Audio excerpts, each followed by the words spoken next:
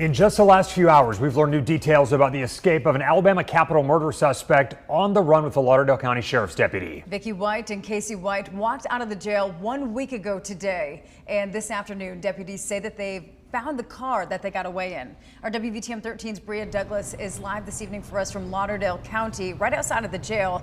Now, Bria, where was that car found?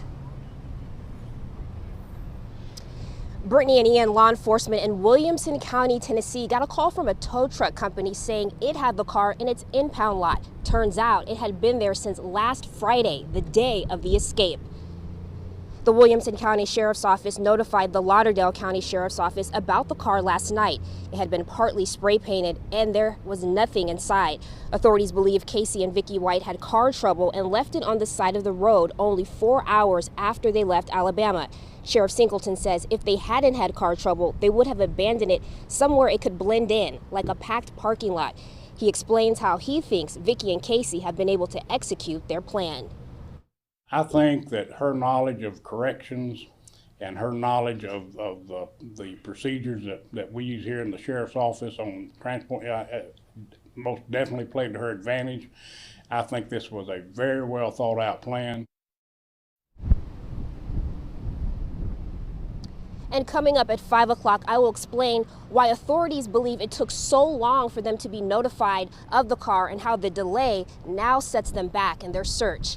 Live in Lauderdale County, Bria Douglas, WVTM 13. The sheriff saying earlier, essentially they're back to square one when it comes to at least the vehicle description in this case. Again, it's been a full week since the two disappeared. U.S. Marshals giving us some new insight into that ongoing manhunt. The Lauderdale County Sheriff's Office says it is obvious that Vicky White had a side that they didn't know about.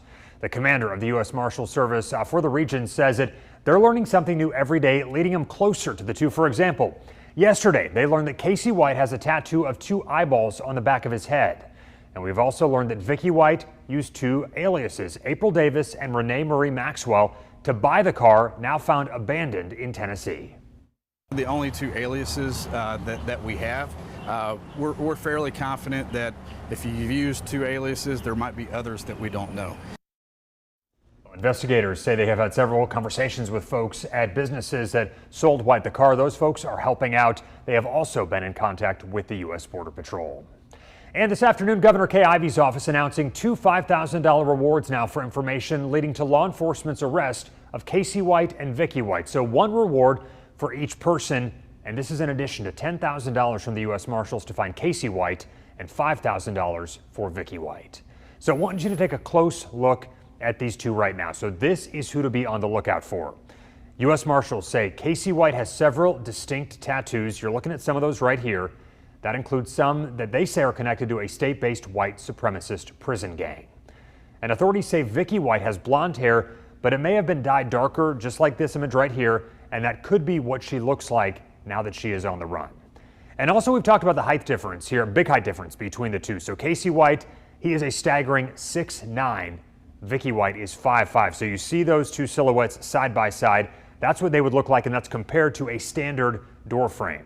So a lot of information on this ongoing manhunt. It is intensifying. As soon as we learn any new developments, you can get those on the WVTM 13 app. Sign up for alerts. That way you do not miss an update.